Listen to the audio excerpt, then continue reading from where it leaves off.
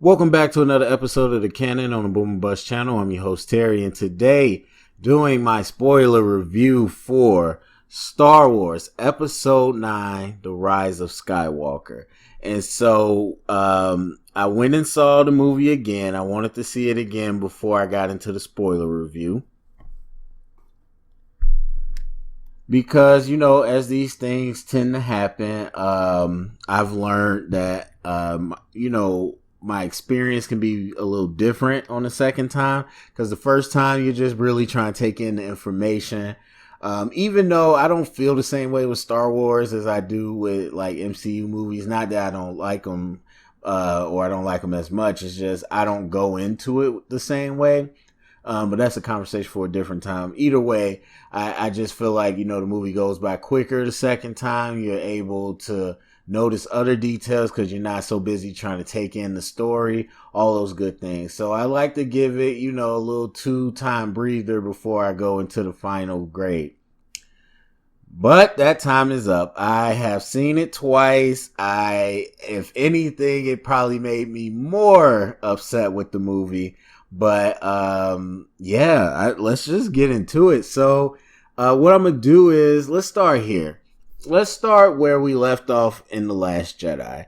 And because I think that's the biggest thing. It is the last movie that wraps up the saga, but it also is continuing from a movie that was very divisive and people had a lot of questions. And so let's just go by what they gave us. Just pure facts of what they gave us. Okay, starting number 1 with Kylo Ren. Kylo, so where did we leave off with Kylo? Kylo, he overthrew Snoke and took the First Order over and fully committed to the dark side. He already committed before, but fully committed, overthrew for the power, tried to turn Rey to the dark side, was rejected, and, had a final stand against Luke, where he would have killed him too if he had the chance, but he wasn't actually there. And so now he's taking over First Order. So what did we get from Kylo Ren in Rise of Skywalker? We got a dude who, for the first, 30 minutes, does exactly what you expected. He's tearing up planets, or, not planets, whole planets, but, he's taking down anybody in his way to get what he wants. He's ruling the First Order with an iron fist. He's choking out people that talk back against him. He brought his Knights of Ren in, which we didn't see the first 2 movies. He brought them in to go out and do his business when he needs them to. He's out there in the front line, stabbing people with lightsabers. And when he hears about Palpatine, I always say Palpatine. And once he hears about him, he is on the first TIE fighter to go find the device to help him find the Emperor. And he's about to handle it by himself. 100% what you wanted and expected out of Kylo. I can say wanted, but that's what you expected, Kylo to go from point A to point B. Then it takes a random turn where he, out of nowhere, decides to he can't redeem himself, so I guess he just denounced the dark side, and that's just the best I could say. He didn't become a Jedi. I wouldn't even say he was necessarily on the light side. He just denounced the dark side. And why did he do that? Who knows? He literally beat Rey in combat. He's at a point where the Emperor is going to give him the fleet and let him take over. Or he can turn Rey and try to take down the Emperor, be with her, and still take over. That's his options. He hears his mom call his name. He gets stabbed. And so she kills him, basically. Now, she does, out of kindness and affection, whatever, Rey saves him. But at the same time, she killed you. Like, she's very much not with you on the dark side. And so what does he chase her? Does he do anything? Does it turn into a 3-way battle of Kylo versus Emperor versus Rey? No, he talks to a ghost of his dad, has the same exact dialogue, and this time throws his lightsaber away, and then commences to run into battle with no weapon but a blaster against even if it wasn't the Knights of Ren, he would have been going against somebody and had no lightsaber. I get that it's red and that the Sith used red crystals, but whatever. You didn't have a weapon. It makes no sense. Okay. And then eventually he just gets killed real fast because he didn't even do anything against the Emperor, gets thrown off, comes back, gives his life force to Rey, and just disappears and dies. So we'll get to that later. But that's what you got from Kylo. So then Rey, what was Rey up to at the end of The Last Jedi? She was the last Jedi. She was the last hope. No Luke, no Master, or so we thought. The last little bit of hope in the galaxy. She turned down Kylo. She said she's gonna commit to this Jedi life. And so she said her parents were nobodies. She was okay with that. She faced it and she's moving on. So what do we get in this movie? We get Rey has been training for a year, I guess, with Leia, who apparently was a Jedi. Okay. And so she's stupid powerful. She was already powerful, but she's stupid powerful now. But yet she continues to train, maybe because self-doubt. Maybe she doesn't believe she deserves to be a Jedi. She doesn't deserve Luke's lightsaber. And you know what? For the first movie, of course. The second movie, first half, of course, there's doubt. But then after all that, you at some point, there should have been a switch to, okay, I'm a Jedi. The reason there wasn't that switch is because she felt that something about her didn't make her worthy. But what was that thing? Because in this movie, they made it clear. She knows. She didn't tell Kylo everything. She remembers more than she let on. And when people said things, she reacted. It wasn't like she buried the memories and they slowly came back. She reacted when people said certain things because she knew she was a Palpatine. And I keep saying Palpatine, I'm sorry. She's a Palpatine. She's an Emperor, the granddaughter. And so she knew it. And so that held her back. And she was scared that she was going to turn to the dark side. And so now she is a significant character in the lore. And she doesn't know how to handle that. And that's pretty much it. I mean, that's pretty much it after that point. She continues on and wants, like, it was so terrible. Like, it was so bad. She kills Kylo and revives him. But at that point, I would have thought, like, oh, yeah, maybe I am going bad. And I guess, no, I take it back. They did have that moment where she went to whatever that island that Luke was on. And she said, I'm going to stay here. And, you know, because I'm a monster. I can't handle this.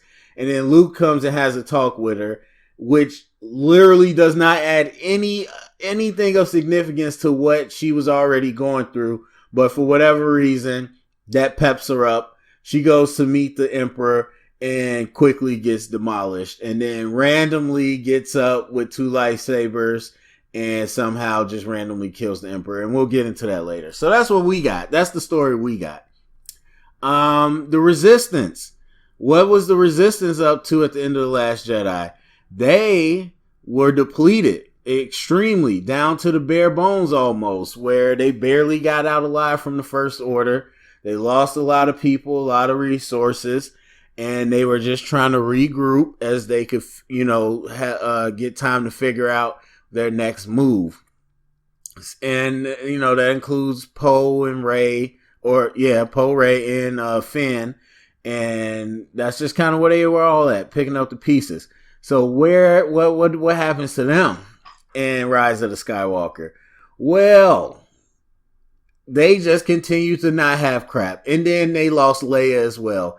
And so they just went on with very little resources, dinking and dunking around, They heard the transmission of Palpatine coming back, and they already couldn't handle the First Order. And they like, okay, well, we don't know what to do with this. Nobody knew what to do.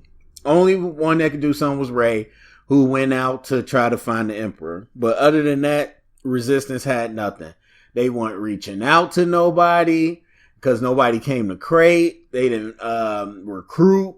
They didn't. They didn't go find allies. Lando was out there, but we never saw him until this time. Like, they didn't say, hey, we should call Lando and see, what he can do. Nope, they didn't do that. They just ran into him by coincidence. And so that's where we are with the Resistance. And then that pretty much was all they did until the end, where they decided, okay, we got a chance. Let's follow Rey. Oh, crap, we don't really have a chance, but it's too late now. Let's just fight, which I commend that. And then they get saved at the last minute with all these people show up. Okay, we'll get into that later, but that's the story of the Resistance. Okay, Leia. Lastly, Leia. One of the big questions after that. Not just the character, but, we lost Carrie Fisher. She passed away. And one of the big questions was, what are they going to do with her character in this movie? As far as, CGI, digital recreation, recast, get rid of her narratively, but off screen. How are they going to do it? They mentioned they would use footage from the old movie, and it was like, okay, I think most people expected this is just going to be a little, cameo almost, where we can see her on screen for the last time. And that way that, when she passes off, that we at least got to see her.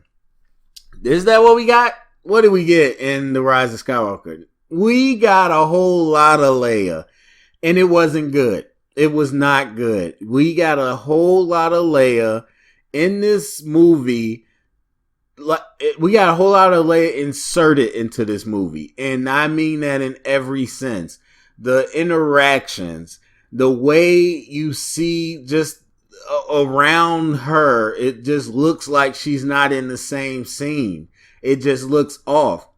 And the way they dialogue, you can tell it's just, it's written around. It is so out of place.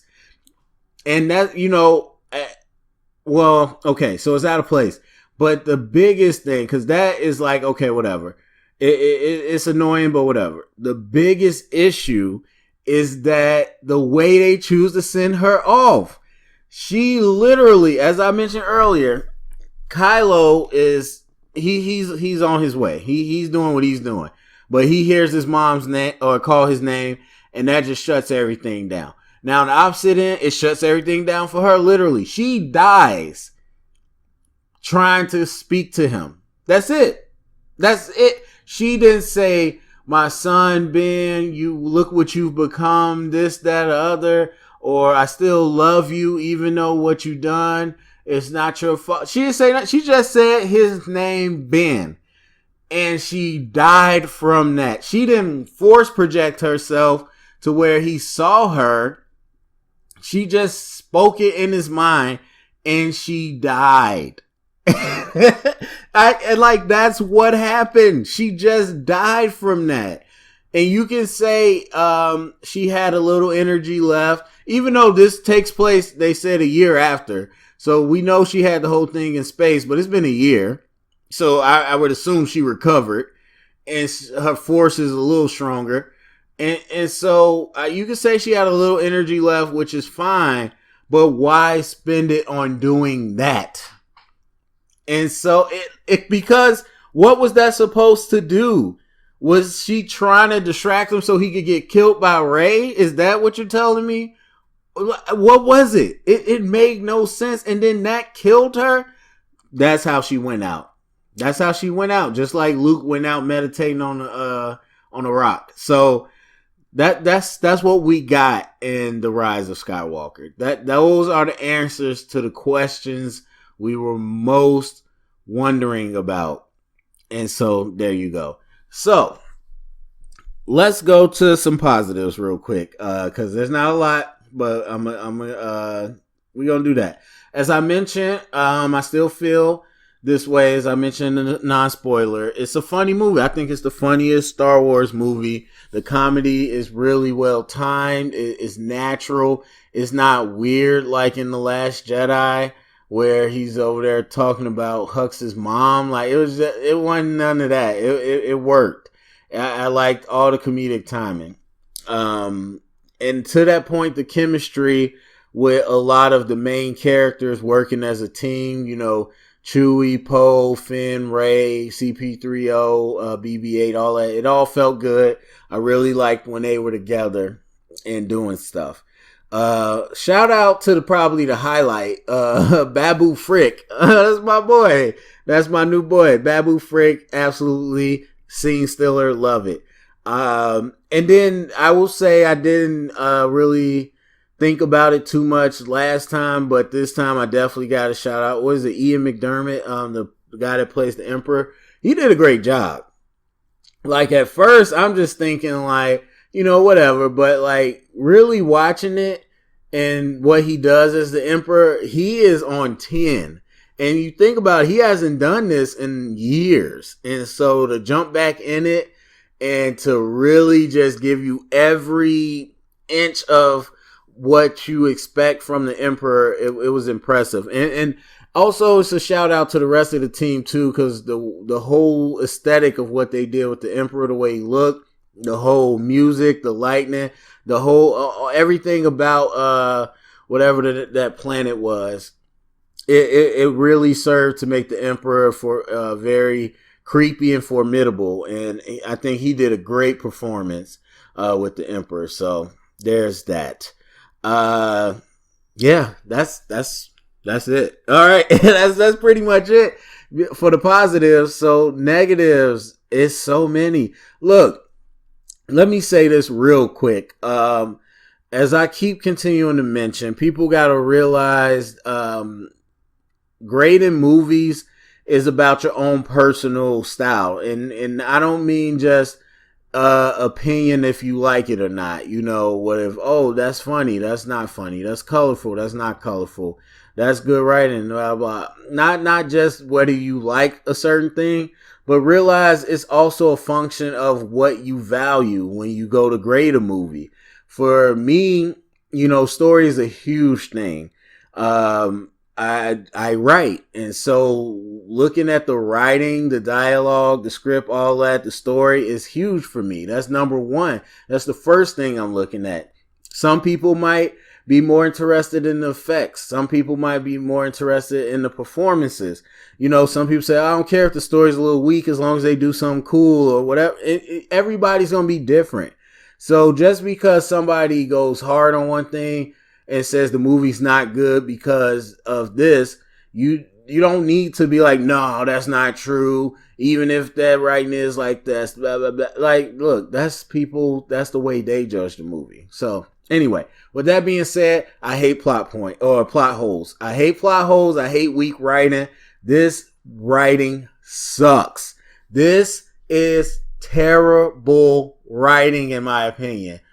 The Last Jedi, and I'm telling you, after seeing it 2 times, after seeing Rise of Skywalker 2 times, I'm not sure where this is going to fall versus Last Jedi. And I didn't even think that was possible, because The Last Jedi has some crap writing, but this is also very crappy. It's crappy because it's clumsy as well, because they're trying to fit so much in there, and that you just sacrifice so much depth. And with The Last Jedi, I just thought it was just a stupid story to tell. So I'm not sure how it's going to fall out. But let's talk about Rise of Skywalker. Some of the issues I had. Let me pull up my list, because it's so much. And this might not be in order, but stuff just bugs me. And it bugs me because you could have made it better, but you just had to be convenient about it. All right. Okay. One of the, I should go in order, but I'm not. One of the things that got me, was it Zuri? Sounds like Zuri. But whatever that new girl with the helmet, that Poe knows, She says she has this captain medallion. Clearance anywhere in the galaxy, blah, blah, blah. She wants to get off this planet that apparently she's been there since he left. And there, it looks terrible. And she says, I'm going to get out of here. She says, I want to see your brains on the snow. You left us. You did this. You screwed us. And whatever. Rey went off and she decided to help him because Rey was pretty powerful. That's fine. That's cool and all. But then when they say, okay, we're going to Kylo's ship, she gives him the captain's medallion and says, oh, take it. Go save your friend. She never met this person. She never met Chewie. She does not know how good of friends they actually are. She doesn't even like Poe like that. And she been waiting her whole life to get out of here. And this is like the literal golden ticket to get anywhere she wants. Out of, harm's way, get her crew out and like completely change her life. And she gives it up with no type of conversation just so they could go save a random person she never met.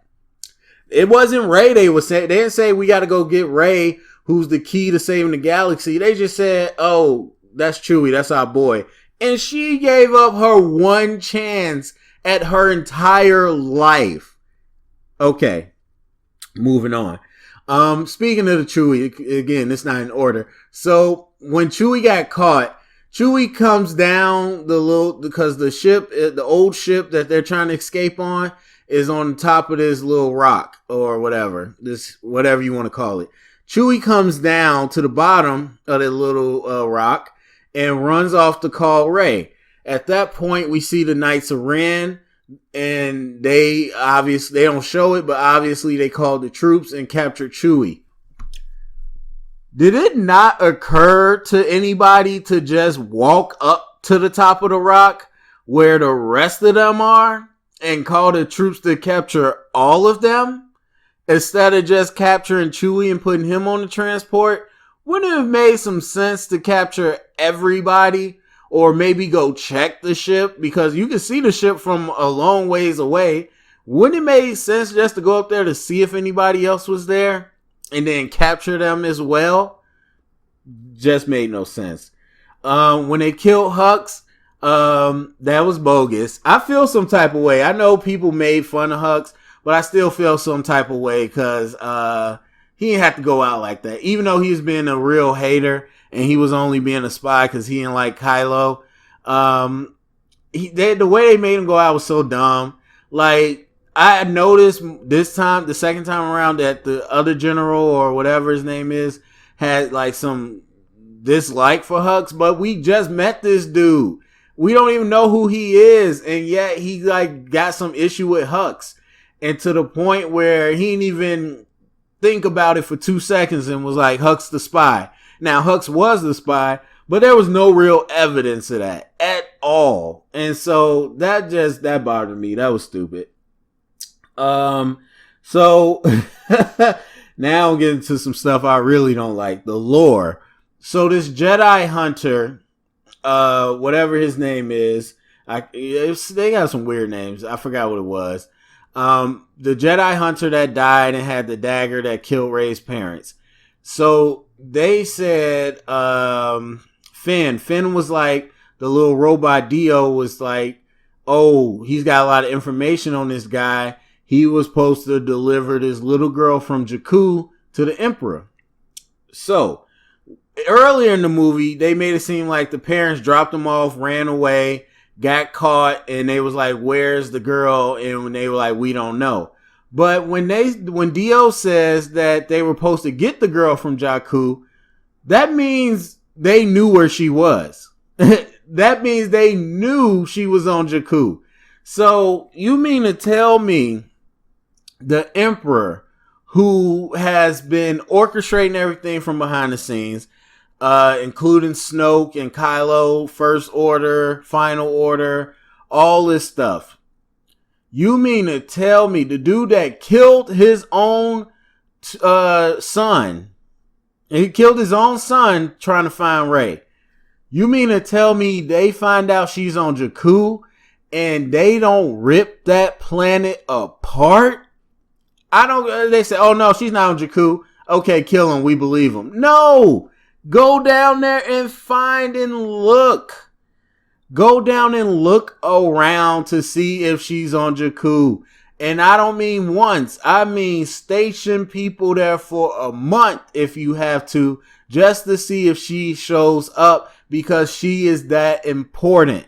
If you're going to kill your son over her, then that is something that you probably would be invested into looking into more than just, okay, she's not there, we believe you. Now, I know you could throw out, okay, well, he died on the whatchamacall, so he probably never told him. That makes no sense to me either, especially the way they could transmit messages. So I don't understand how he didn't just get that information across to somebody. So that annoyed me. This isn't really a plot hole, but it was annoying because they didn't. It was kind of, but not really. So I guess this is two things. So the second time around, I noticed they talked a lot about this dyad in the Force, and we have no idea what that is. And I get that there's sometimes, especially in Star Wars and other movies, where they don't deeply explain every single thing. But if it's important, I feel like that's something we need to know. And so they just throw out dyad in the Force. We never heard of this before. And they say we haven't seen this in centuries in the Force, which is fine. But what is it? And like that's the thing. What does that even mean? Because it hints at the connection that Rey and Kylo have. But the whole mental connection where they could talk and see each other, Snoke said that was him. He said he connected those two. And so, I don't know, is Snoke lying? Is the dyad and the Force mean they can just see each other and that was always a thing? Like, and if it is, and Snoke knew that, then how come the Emperor didn't know that? Because he said he didn't bring it up until they both showed up at the throne room. And so if Snoke actually didn't create that connection and it was the dyad and Snoke was created by Emperor, why didn't the Emperor know? That makes no sense to me. On top of that, if he had the ability to steal life force, why did the Emperor even want Rey dead? Why didn't he just say, bring her to me so he could steal her life force? Or why didn't he just steal Kylo's life force when he first came there, made himself stronger, so then he could go after Rey? Now, I get he want to use him as a pawn and be like, you get Rey for me. But again, why not bring her alive? If you could steal life force and make yourself grow, then I don't understand why you just didn't do that. And so, again, he mentioned the dyad in the Force brings him life. Okay, except Rey can actually heal people with her Force powers. So at some point, the Force is able to heal you. I don't want to hear the dyad thing because we all know Baby Yoda can do it as well. So something about the Force allows you to heal. And you know how to steal this life force. Because the dyad in the Force has not been around in centuries or whatever, and yet you know how to steal it. So that means you have to know how to steal force in general. And I don't understand why he just didn't do that to Kylo. Or, again, like I said, have Rey brought to him alive. Or even if he was like, he wasn't thinking about it and he said, kill Rey, but Rey ended up there. Why the sacrifice? Why, like, okay, strike me down and you become the Sith? Why not just steal all her life force and make yourself younger and stronger? Makes no sense to me. And then the way he died, again with the Emperor, the way he died was dumb. And I didn't even think of this, so I'm not gonna take credit. It was some random user I heard on a review I was watching, but they was reading the live user questions, and somebody was like, if the Emperor is getting killed by the lightning that he's shooting, then why didn't he stop shooting lightning? And I'm like, yes, that is true. That is so true. And I watched it for the second time. He's continuing to shoot the lightning at her as she's throwing it back at him and walking towards him. Just stop shooting lightning. It'd be different if she was shooting lightning at him and continued to kill him. But it was his lightning. Stop shooting lightning. That's all you had to do. You wouldn't die. It makes no sense. And then lastly, the one thing that bugged me was the resistance fleet, because I get that they said no one showed up at Crate. That's fine.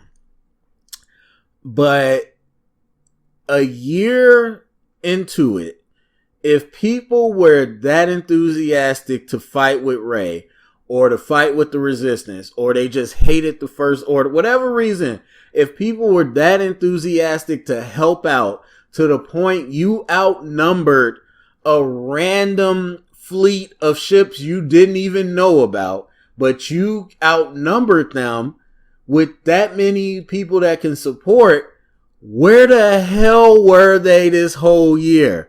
Where were they? They came out of nowhere. Crate, random planet. They didn't make it to Crate. I get it.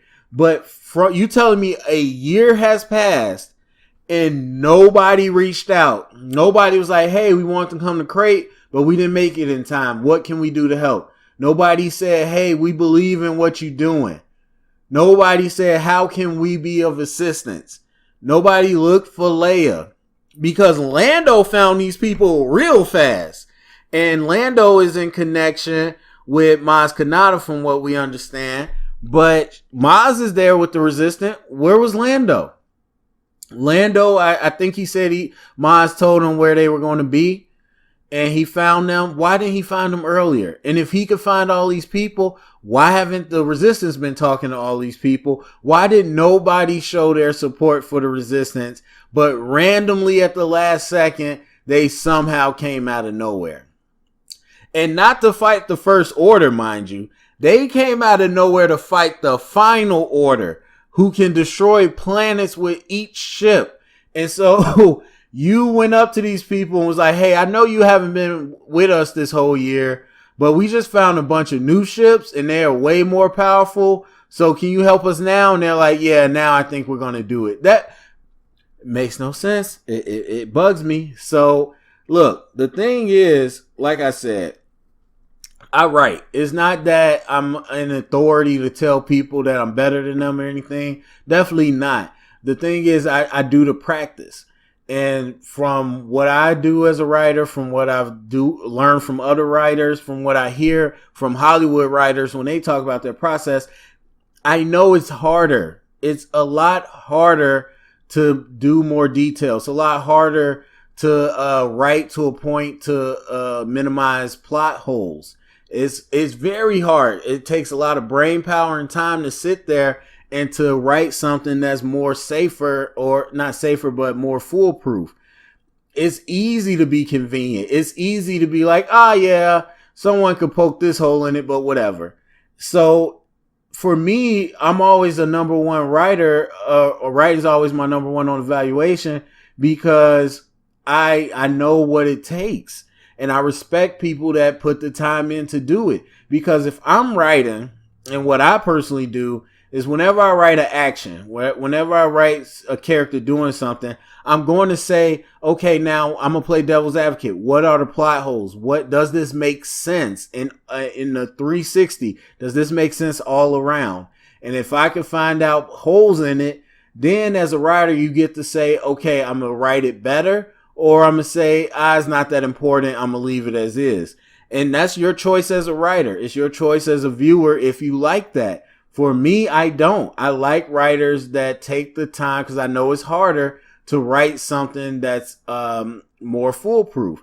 And so when I see I keep calling it that, when I see Rise of Skywalker and I see all these like very obvious plot holes that just don't make sense, it annoys me. It annoys me, and it really kills my love for the movie pretty fast. Okay, so overall, what's the problem? And I mentioned it before. The problem is this probably should have been 2 movies. Or J.J. Abrams shouldn't have spent so much time trying to rewrite Rian Johnson's movie and say F you. And it is a F you. I see people saying, no, it's a F you.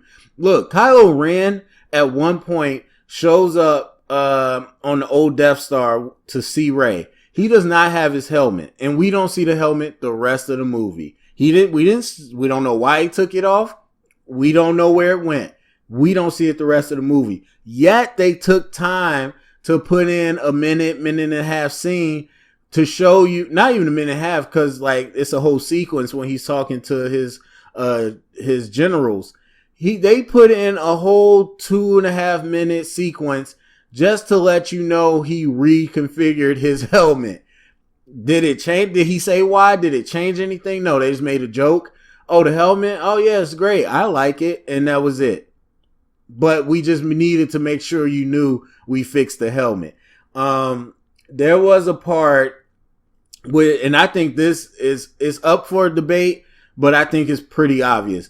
Luke shows up when Rey's sitting there, and she said, I'm doing what you did. And then Luke says, oh, that was wrong. Or I was wrong. That was a mistake. Whatever he said, he clearly lets you know the choice of what Luke was doing in the last movie was not good. It wasn't the right one, I should say.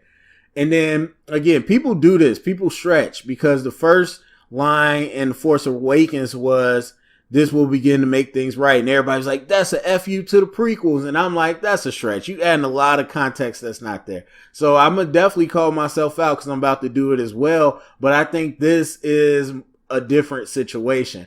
So there's the point where Rey's like, it's too dangerous. I'm going to go by myself. And then Finn's like, no, we go together. And then CP3O is like, I absolutely agree. They have a shot of them all as a group. And to me, when I first watched, I was just like, that was a F you to Rian Johnson. Because one of the biggest things people are upset about is that they split the group up. And J.J. Abrams talked about in the interview, or not J.J., but John Boyega and some of the other people was like, I think, Last Jedi was hard because we were split up and we weren't on camera together a lot. And just very early in the movie, they're like, no, we go together. We're not splitting up. And I was just like, dang, that's an F you to Rian Johnson. And so if there was less of that and more time spent on diving deeper to the characters, it would have helped. Because we don't have time for these new characters. And there's so many, except for Babu Frick. We got time for him.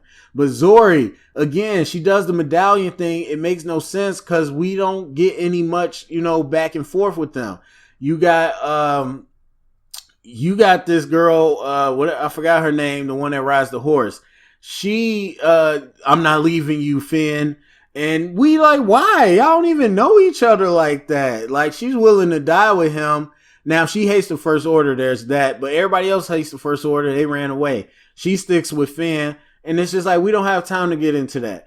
There's the General. Again, he hates Hux. We don't know why. We don't have time to get into that. It's just all these things. And don't even get me started on the Emperor. We still don't know how he came back. Oh, there's dark side stuff. It's unnatural. What? Who are all these people in hoods? Like, who are these people?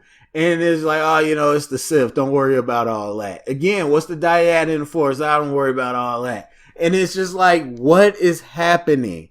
It just glosses over so much. It's so convenient. Kylo flips again away from the dark side, which, by the way, this is going to be a huge fight because usually when you disappear, that means you become a Force ghost. A, how would he know how to do that? B, because it is a skill that has to be taught. But B, why does he get redeemed? Because that pretty much he means he gets redeemed just like Anakin did. Why does Kylo get redeemed? Not only did he kill a lot of people, he killed people in this very movie. And he was killing people ruthlessly. And he just all of a sudden throws his lightsaber and gets to be part of the party? That's how we doing it? Oh my God. And so it's things like that. As I mentioned, I think this movie needs to be 2 parts so they could properly go through these things.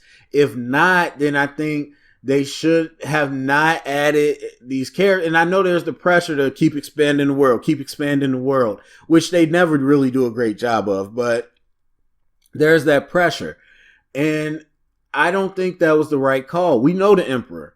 We know Rey, Poe, and Finn. We know Chewie. We know the group that we got. Focus in deeper on them instead of trying to add more to it that we don't have time to get into. That is really where I think this movie falls apart the most, because it affects the writing. And because it affects the writing, it affects the performances and everything else. And it's so disappointing. That's the word I used yesterday. I still use that. It's very disappointing. The movie just makes you shake your head. And some of the choices you just it's hard to swallow, like, to be honest with you. Whether it's Rey or Kylo's flipping sides, whether it's Rey being a Palpatine. I keep saying that, Palpatine.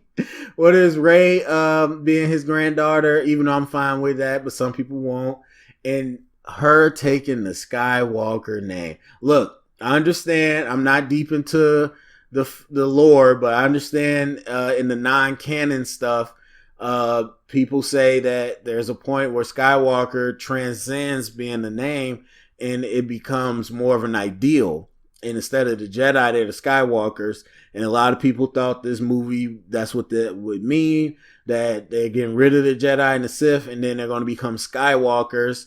And if that's the case, I still don't like it. But if it's the case, you need to explicitly say that. They didn't do that. They didn't explicitly say, I'm choosing, to change this to the Skywalkers instead of the Jedi. That's not what they said. What they did is make it look like Rey just co-opted and adopted herself into the Skywalker family. And this is probably the best indictment, because I'm going to end it with this. I was sitting there and the theater was very, very low. It was probably 8 of us in there. But anyway, there's a much older couple sitting in front of me, or in the row in front of me. And, you can tell they've been in the Star Wars game for a minute. So they're sitting here watching, and I just see them shaking their head. They're just shaking their head most of the time. But it gets to the end where a random lady out of nowhere shows up and says, who are you? And she's like, Rey. Rey who? And this dude, this man was like, he rolls his head back and says, oh, Jesus, no. I died laughing. She didn't even say it yet, but he knew what was coming, and I knew what was coming the first time I watched it. But that was so funny. His wife was just shaking her head silently, and he was just like, oh, Jesus, no. And then she's like, Rey Skywalker. And I was just like, oh, my God. Sad. Absolutely sad. Last thing I will throw out there, though, I literally was ready to walk out after they beat the Emperor, because I already knew what was going to happen, but I really want to see her lightsaber because it was real cool. I noticed that was part of her staff. And that was one of the things I was mad about. Like, everybody kept making a big thing of the staff, and it was like, why does she have this staff? And it ended up being nothing. But her final lightsaber that's hers is part of her staff. So that was kind of cool to see that too. So I'm glad I stuck around to see it. But where did she get kyber crystals? I thought you couldn't get those no more. Anyway, so as far as a grade, I think my initial reaction was C+. I'm giving it a C, barely. And I might be a D+ one day, but right now I'm giving, or it's not a C, a C-. It might be a D+ one day, but I'm giving it a C- right now. As far as and that's just as its own movie. As far as a franchise culmination, I give it an F. I'm not gonna lie, I give it an F. Taking all the context of the trilogy out and grading it on its own, there's some things that are well done. There's some things I like that keep me engaged, but the writing makes it suffer as a movie. But when you're talking about as far as wrapping up the trilogy and the saga, it's an F. It's absolutely horrible. That's how I feel about it. So I don't think I'll ever be watching that again if I don't have to. So that's how I feel about it, man. I know it's strong, but there it is. There's the spoiler review. Go down the comment section. This is a spoiler section, so if you've seen it, go ahead, tell me what you think. If you didn't see it, watch out for spoilers. But yeah, share it around, get the conversation started. Thumbs up, subscribe, and if you heard it here, it's official canon.